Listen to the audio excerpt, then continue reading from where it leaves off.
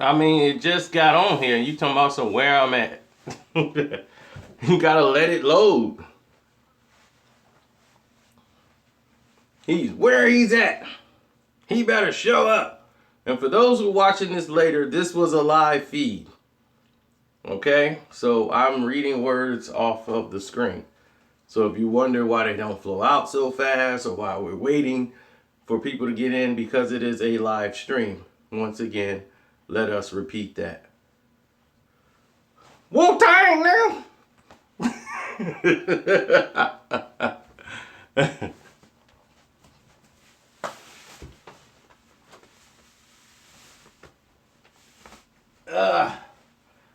As I get ready to leave,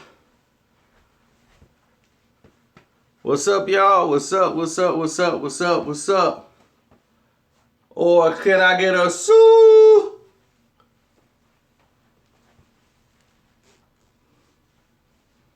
Yeah, you're right. I never wanted to make this video, but since y'all wanted it so much, here we go. I'm just kidding. The reasons why Redman was not an official member of the Wu-Tang Clan had nothing to do with the fact that some people said it's because he's from Jersey.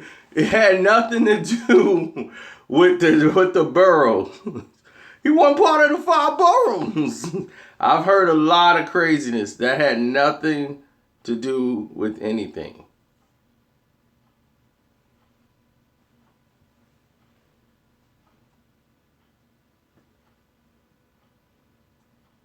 No, that's not the case. When Redman first came, right, he's an honorary member. And the reason why is not because he was with Def Squad, it's because he was in the mix with Def Jam. And when I mean being an official member, meaning that he was going to be signed with Wu-Tang. Now, he already had an individual deal. So you got to remember, all the artists in Wu-Tang eventually went out and got individual record deals. That was part of the strategy by not being assigned to Loud Records completely. As an individual artist, you could venture out and get your own deal based off what you did with the Wu-Tang Clan, but everybody brings it back to the pot. Whenever it's time for that W to get thrown up, you return back and do a Wu-Tang album. That was the only thing the RZA asked. But listen, and there's another person. Newark is not Shaolin. I mean, listen, let's go. Let's go down the road as to why this thing became a situation that it did.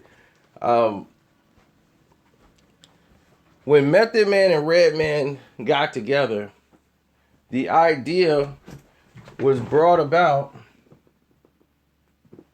because of different factions. And one of the main factions that happened was Russell Simmons is the one that came up with the idea. And it was Def Jam's idea. It was never the RZA. It was never Wu-Tang. This was a Def Jam idea. Because their last names started and ended with Man. Redman and Method Man. And the fans kept saying, it'd be cool if they did a song together. It'd be dope if they did a song together. So when they had a chance to work together on the How High soundtrack, Def Jam figured, we got this Method Man album coming out. Redman's album's coming out. We need to promote them at the same time. We need to drop these albums at the same exact time. So after the How High thing, they have the Month of the Man. Redman and Method Man. That was how they promoted it. The Month of the Man. So they dropped both of their albums. To Cal 2000, T2000, and Redman's album. They came out at the same time. A lot of people don't remember that, but they did. The Month of the Man. So when those albums came out,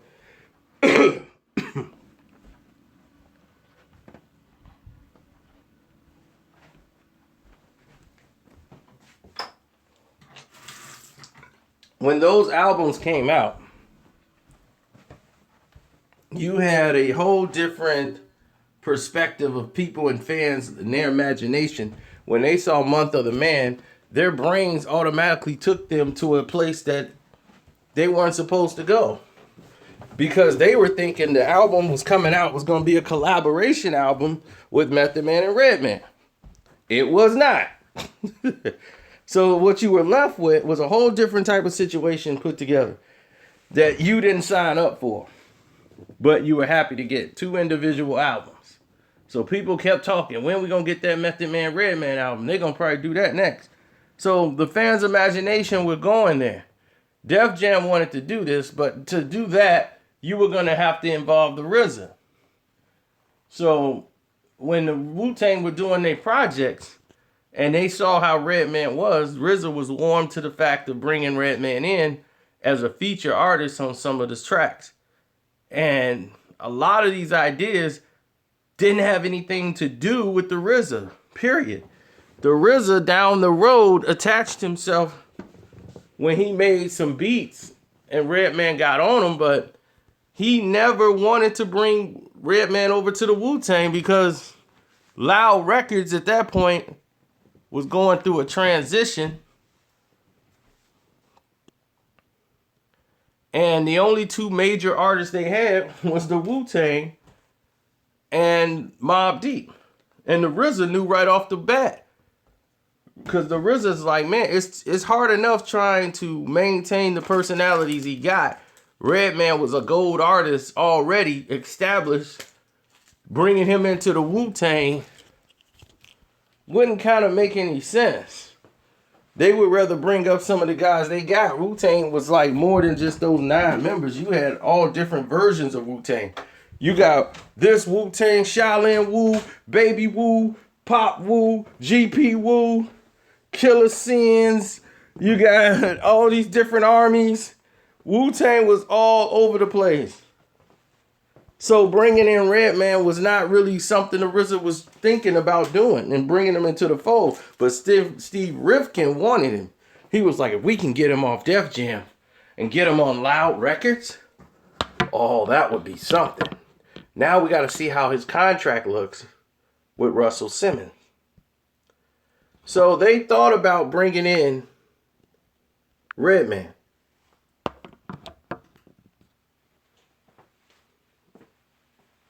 Steve Rifkin wanted to bring Redman over to Loud Records, and then the RZA could get him. The RZA one kind of warmed on the idea because he already was dealing with problems within the Wu-Tang at this time that a lot of people didn't know about.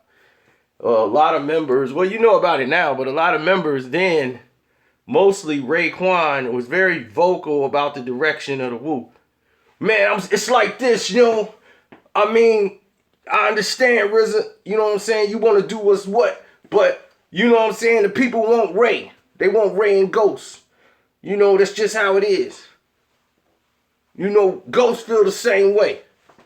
You know, he just don't want to tell you about it. So I'm going to tell you, RZA. This how we feel. You know. Then the RZA be, you know, bomb. You know, Ray, you know what I'm saying? Wu-Tang is not about Raekwon himself. Wu-Tang is a collaboration of all the spirits and all into one. You know, Shaolin, we make one big unit, you know. So the Wu-Tang bird, you know, it's a lot different than how y'all might be thinking. But, you know, it's the ruler zigzag zigalaw plus a law zigzag zig. You know what I'm saying? So, anyway.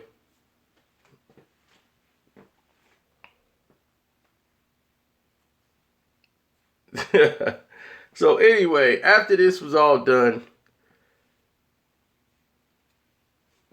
zigzag zigalaw plus a law zigzag zig, dropping more knowledge on your wig.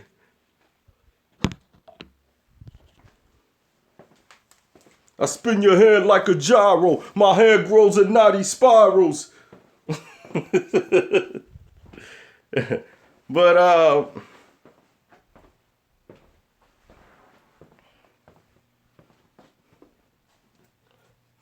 yeah, well, going down that, Redman was entertained a little bit, but he liked working with them, but he knew he didn't have to sign with them. Redman was very loyal. And when you're very loyal, it's hard for you to get that out of your circumference. Meaning that there was no way he was gonna be able to get that out of his system. Like, nah, that's not gonna ride with me. He was loyal to Eric Sermon and Redman. Eric Sermon had just got a new deal with he got $1 million deal with Def Jam to start his own thing. So when he got that and they came out with Def Squad and Eric Sermon was putting all these projects together, he took Redman and Keith Murray from Def Jam. Two Def Jam artists. Russell Simmons wanted to like reinvent them, but they were going to be under Eric Sermon's Def Squad. So now they moved to Atlanta, and they were the first ones. Let me inform you right now. Eric Sermon was the first one to get Atlanta popping. He used to put on them dub shows, everything. So he was the first person in Atlanta from New York to make that transition to Atlanta and make that into a music town. Yep, he had rim shops. He had it all. They gave him the key to the city.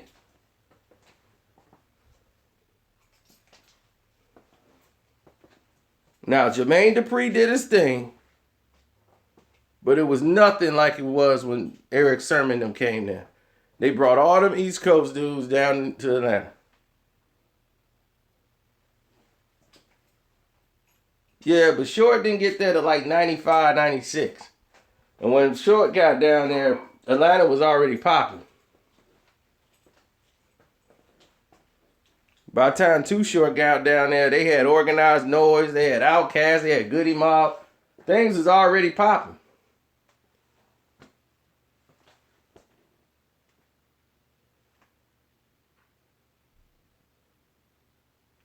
Oh, well, go ahead and watch the Ravens. Screw the Ravens. I hope they lose every game just because of Ray Lewis and that tweet. But Redman wasn't, he was like, why do that?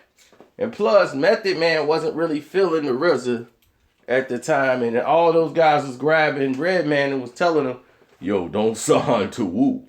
You know, just stay with Eric, do what you doing. But you ain't got to sign to Wu.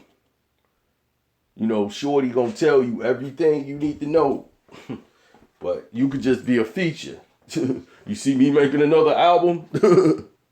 So, Meth was salty for a while because that's how he gets. That's just his attitude. Meth is very passionate about his work. So, you can hurt Method Man's feelings real easy by doing certain things. And the RZA has to cut everybody's tracks and put them on a song to make it fit, you know, conduce it down. Otherwise, you'll have 8-minute songs. And people don't appreciate what the RZA does. So, needless to say, Redman was always cool with him. Like Redman, I mean, RZA loved the way Red acts and Red rap. Love his flow, everything. And RZA could respect that. RZA like, man, he's vicious. He ain't no superstar. He ain't coming here asking for nothing. He came in and asked like, where the weed at? Yo, where the weed at? This the Wu-Tang. I'm in to get blown with the Wu. Yo, who got the blunts? You ain't got the blunts? Yo, M.A.F.I.A. What's up, man? You told me they had blunts. RZA, the Resurrector. Where's the blunts? Ha. Yo, it's the red. Yo, I'm ready to drop mine right now. If you got the booth set, I'm ready to go right now.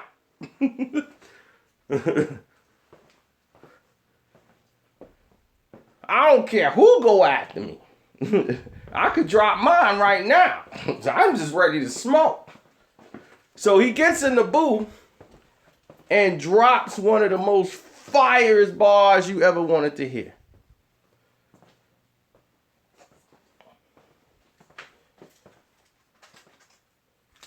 And it ended up on the Redman's album, or somebody's album, Ghostface. One of them. Everybody had to have Redman on the album. The whole Wu wanted him to be part of the group. Like, man, we just got to make you an honorary member. But don't sign the RZA. So that was the understanding that was in the crew.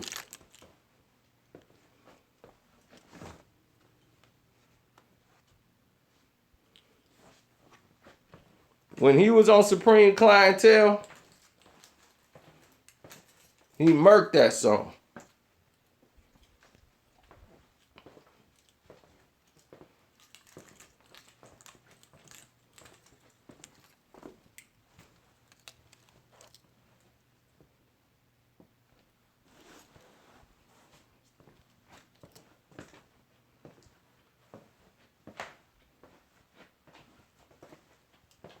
Well, the RZA he liked his work ethic more than Method Man. Method Man has a very solitude way of working. He likes to be in a room by himself, thinking while he's writing his rhymes. Redman is different. Red will be in the room. It could be 50 conversations going on. He'll be talking to somebody. Yo, how you doing? Yeah. Yeah, what's up, man? What's up? Yo, I'm ready. Yo, you ain't got to punch my... I can go. Right now, let's go. And Red will sit there and spit bars like you've never heard.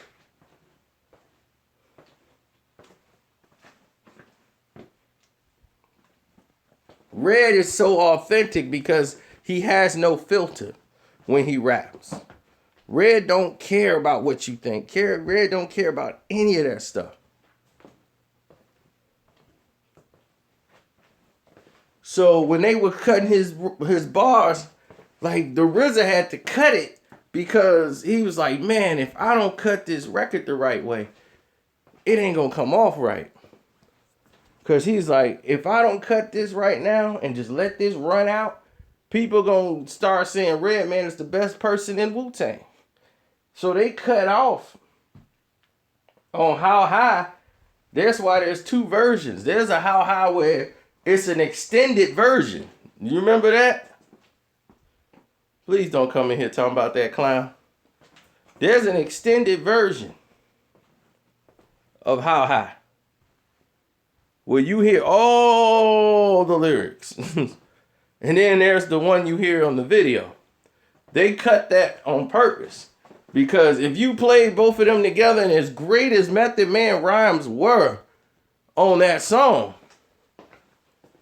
you look back at the video shoot like, are you serious?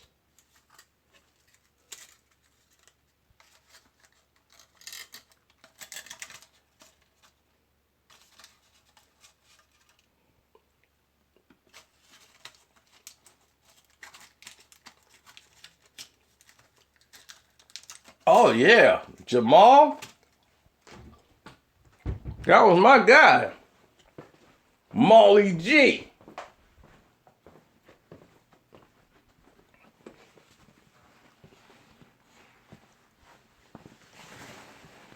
Biggie was trying to get him signed to Junior Mafia.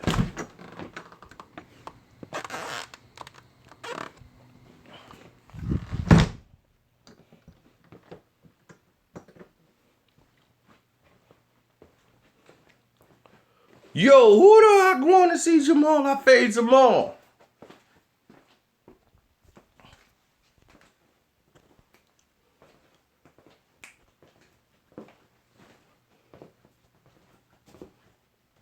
And then that illegal album, come on, man. Back in the days when I was a teenager. Ha ha ha, it's just a badass.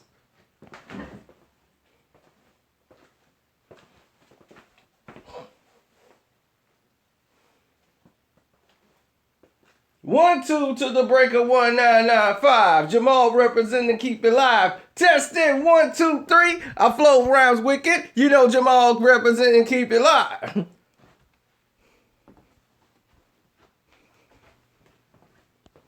Keep it real, y'all. Gotta keep it real, y'all. Keep it real, y'all. To all the misrepresentatives. Keep it real, y'all. Gotta keep it real, y'all. I blow your mind, y'all.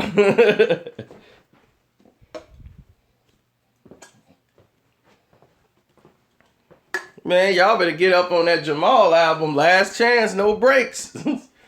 Woo, my situation. Just a situation. Just a situation.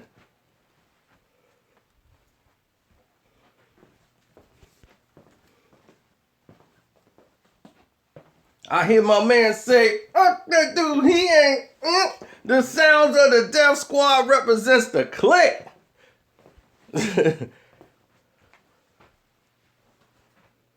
He yelled out some type of code name. Ooh, ooh. Now they all circling around ready to get down.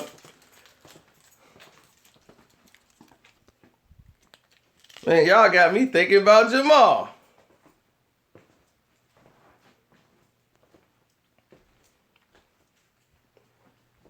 But yeah, because of legal entanglements, that's why it really didn't happen. Plus, Redman wasn't feeling it. He was like, I ain't leaving Eric. You know what I'm saying? He ain't leaving Eric Sermon.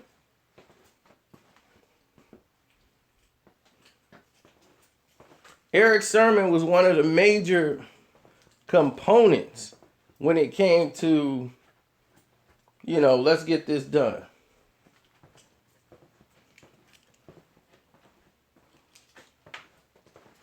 Eric, Keith Murray, you know, these the guys that grinded with him. Redman wasn't the type of guy who wanted to sell 5 million records. That wasn't Redman's MO. Red wasn't thinking, man, if I sold 5 million records, you know, I could do this, man. If I had 5 million records.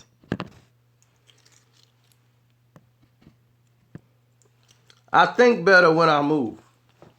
That's why I don't stand in one spot.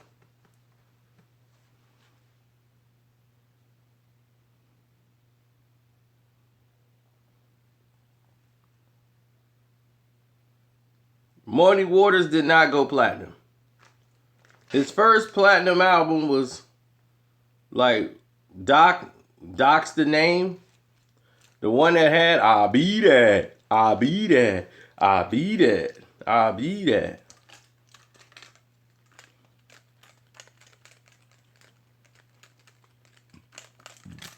But his best album was Muddy Waters.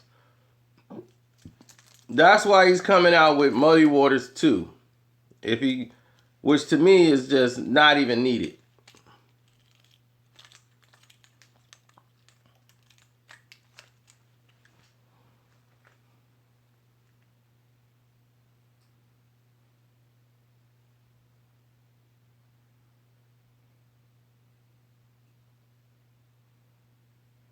A lot of people borrowed the rap style from Redman.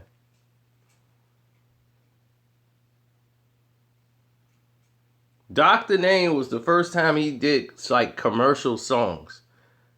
It wasn't really commercial. People don't realize that Redman's been making those type of records.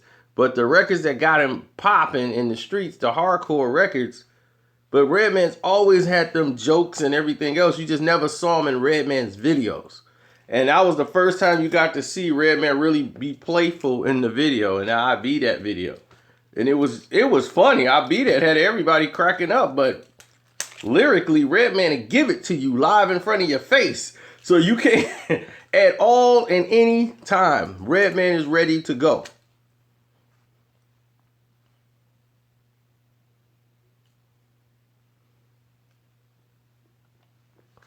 The sodas, I mean, all those skits that Redman had was like somebody who high. They didn't make no type of sense.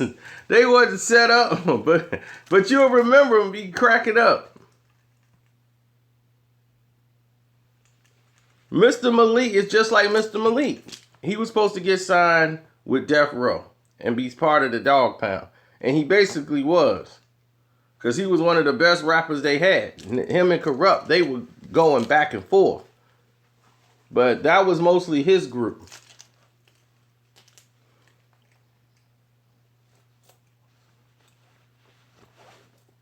They were going in different directions. Like, Jamal was mostly with Eric Sermon and Redman and all those guys in the East. Jamal was more with Def Squad and everybody and Snoop and all of them in the West Coast. So he trusted hanging out with that group more. So when they came together and make it illegal, we'll do that later. I'll explain that whole situation.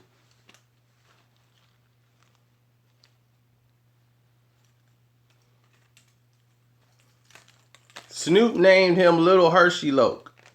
And when they named him Little Hershey Loke, it went to his head. But we'll talk about that later.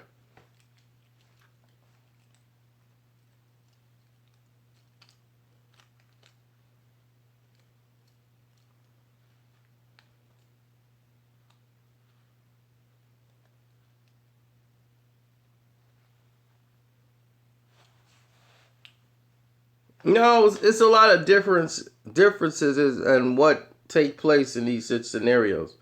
A lot of people, it's like a lot of red tape. Like, people didn't know who Redman manager was. It was like blank. It was like, who's Redman manager? Redman was basically managing himself. Redman was like, give me a check or just don't even give me the cash. Yo, if you got the cash, just give me the cash, bruh. I don't need nothing else. Yo, 5 stacks? All right, that's love. Yeah, I'll give you 16 right now. You got the booth set? I'm ready. Redman he was just ready. And he's one of the best MCs in the world. And he didn't want it. You know, like, he didn't want to be. You never heard Redman said, I'm the king of rap. I'm the king of Jersey. You don't hear that out of Redman. You doggone right I'm boycotting the NFL tonight. Because I ain't watching it. I will not be watching the Baltimore Ravens game, and that wasn't even a boycott. Screw the Ravens.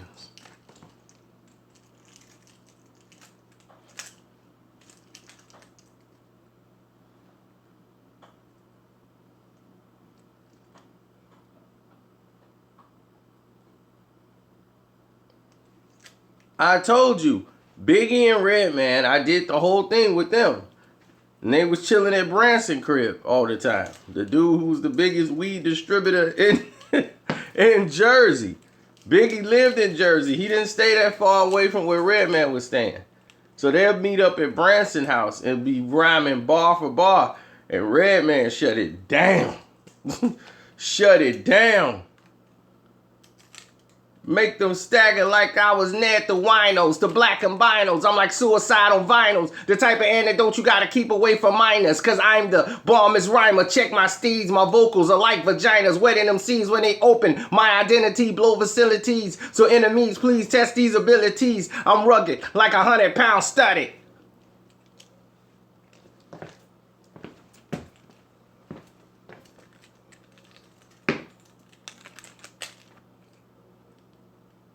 He was gone. My resume say I strictly break vertebrae. Man, bones, backs, chinky eyes like jacks. I blow spots off the map just out of eye contact.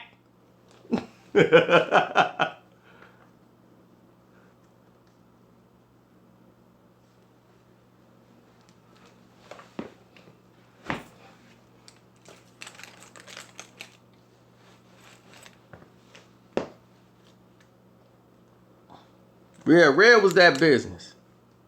He really was. And he still is. Any MC can get it. Right now, today, on 9/7/2017, Redman will give it to you right now.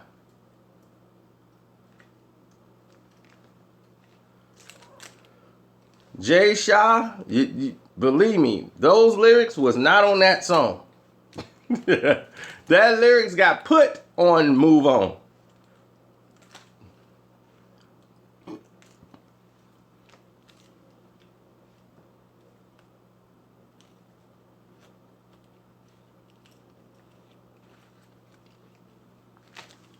So Steve Rifkin wanted to move Redman over to get him to Loud Records.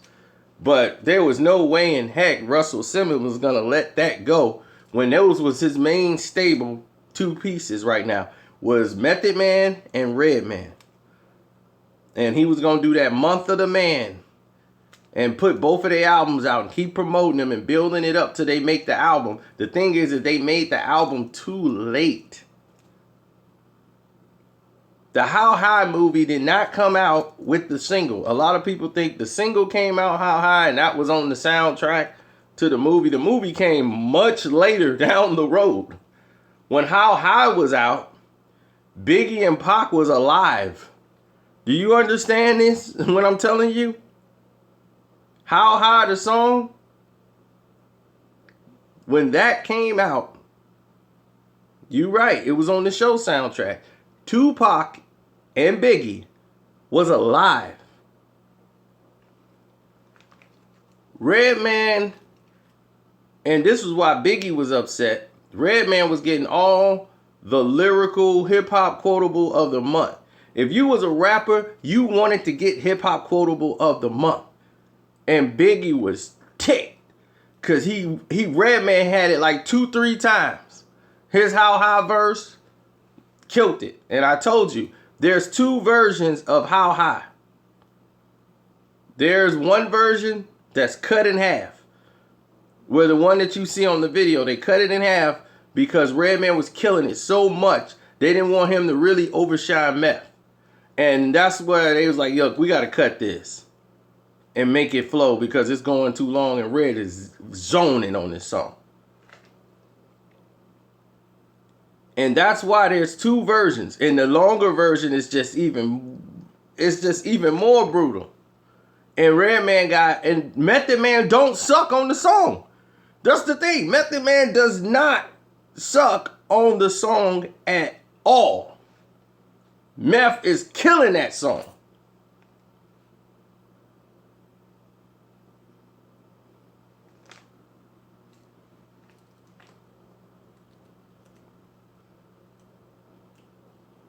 I know. Red flow is impeccable on that song. And it put Redman on a higher pedestal. And even though him and M.A.F.I.A.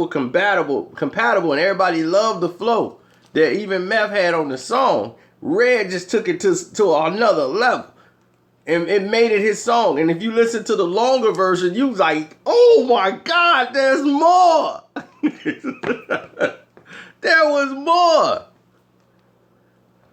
And it's more harder.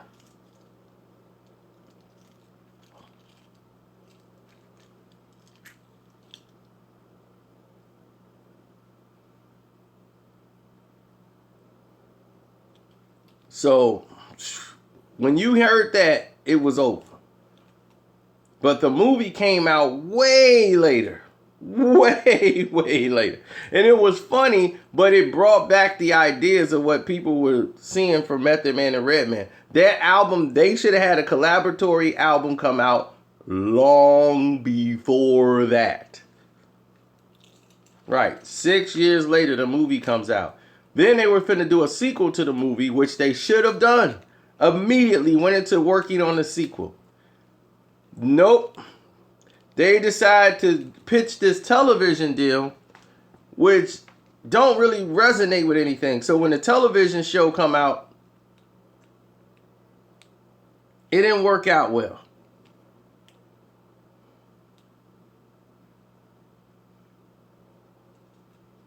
It didn't mesh well. It led to a lot of confusion and a lot of people were unhappy.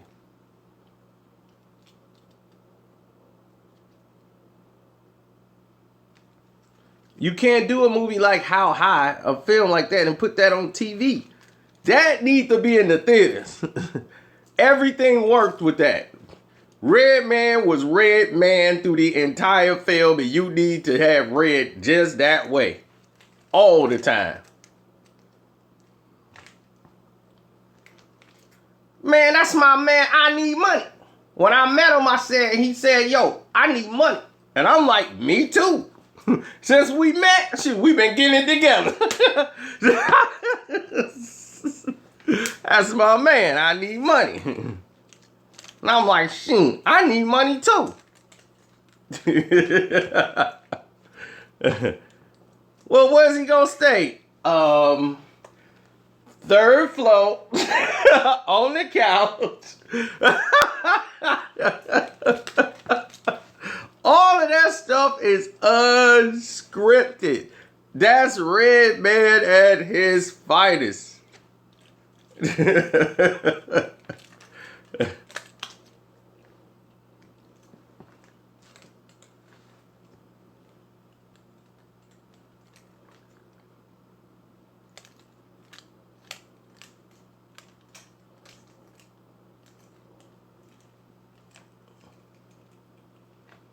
Yeah. How High became, you had every pot smoker I knew in their movie collection. They had Half Baked, How High, right by each other. That became like the sequel to Half Baked.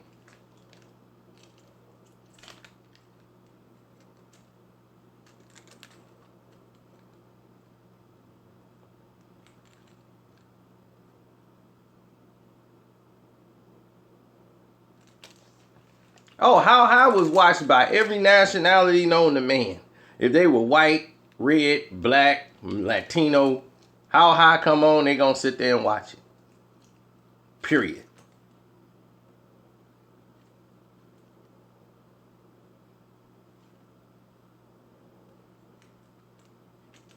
Yep, Friday too. I like it because it was funny. Now, if it's funny, you got my attention. There are some bad weed movies out there. They just don't even make sense. It's just all about smoking. And they all at the video store, too. That's all you see. They could just call that the weed movie section. Ugh, Bud Life. Ugh. I'm like, what are these weed, all these crazy weed movies? They got Wiz Khalifa and Snoop Dogg in a weed movie. High School Getting High. I'm just like, what in the world is this junk? Mac and Devin. They all these little cheesy movies. They try to make money off the fact of smoking weed. Like Snoop has been making, like, what song has Snoop made besides Sexual Seduction that done anything? And he still get a check. They be, it's Snoop. I mean, he didn't even have a verse on Still Dre, and they give him credit like Snoop was and Dre were reunited, and Snoop was electric. I mean, only thing I remember him saying on the song was, hitting them switches in the low-lows, girl. It's the D.R.E. And I'm like, and the reviews be like, and Snoop is back with Dre, and it was electric. Snoop electrified audience. I'm like, Snoop didn't do anything. What are you talking about, man?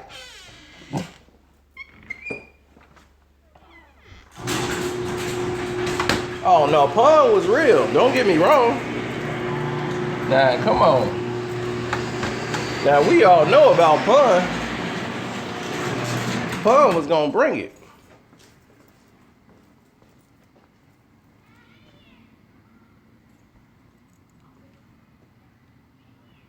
Okay, whatever was on my wall is not there anymore. I get it.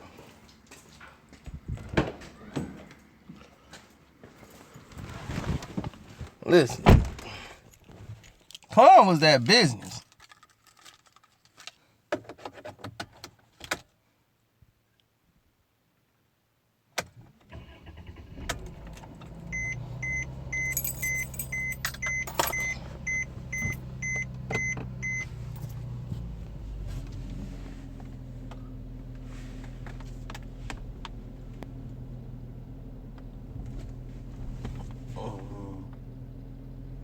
Man, it's stuff on these rappers, dude. I'm biting my tongue on, really.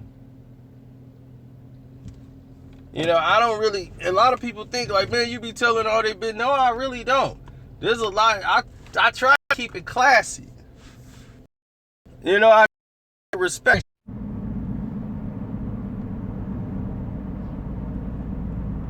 You know,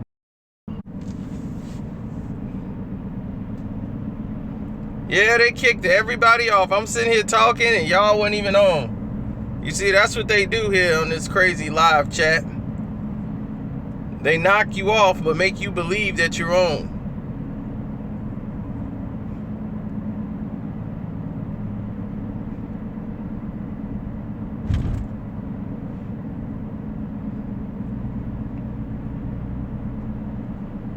But Big Pun came in and did his thing and got his deal and went bananas on the whole industry.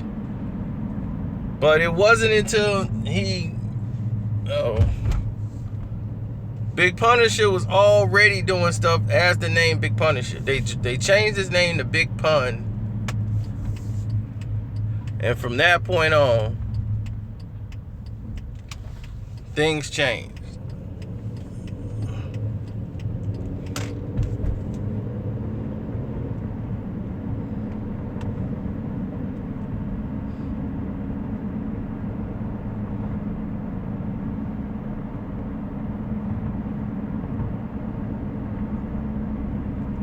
Right, exactly. But when he changed his name to Big Pun, he had to show them that he could deliver like radio pop hits.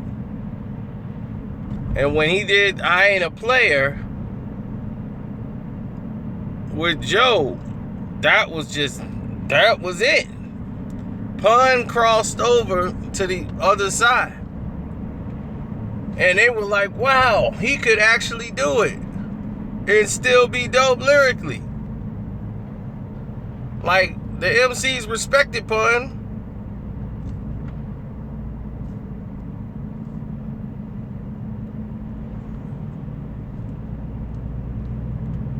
Plus, Pun was a violent mug, too. My cousin was there with him, too. But, I mean, everybody was at his video shoot. Mobb Deep, my cousin, and Fred, they got cut out because they was throwing up Gangsta Disciple gang signs. They got cut out of the video. They was just throwing up all kind of gang signs from Chicago. They like, they ain't gonna know what they are. But everybody at home would. But it was Mobb Deep, Havoc, Prodigy, everybody, Onyx. Everybody came out for Big Pun's video shoot. And that's when Pun was over there. Yo, check out the 88 Diamonds, son. Check out the 88 Diamonds. 88 Diamonds, baby. Look at this, 88 Diamonds. So, and Kel was there from Kenan and Kel. That's when Kel was like, they was introducing Kel. And dude was like, Havoc couldn't believe it when they was like, Good Burger rapping? No, man, Good Burger ain't rapping, man. What you doing, Good Burger? No, man. Good Burger rapping? No way.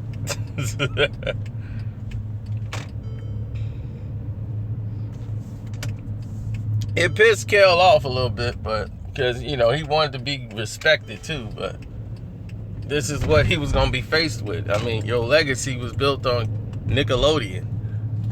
So to you know, say I'm an MC was entirely different.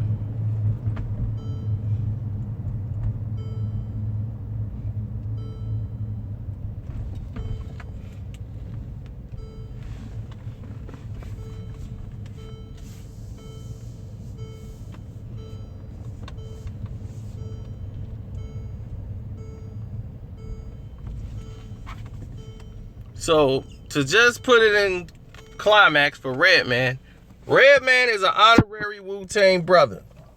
So, he didn't need to be signed. Red is one of the best in the world. And that's it. I enjoy these little conversations we have. You know, I reach out and try to talk to y'all directly all the time now. Then you got DJ Allah out here trying to do the same thing I do. So I guess that's just the gist of it. Since he got his TV show now, all he want to do is put his face on the screen.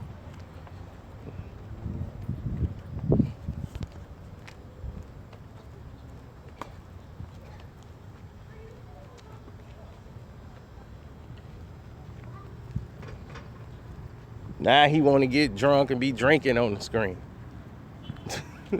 He ain't going out nowhere, but he drinking in the house. On videos. Now he interviewing thoughts and talking tough. It's crazy. It's a crazy world we live in. Crazy world.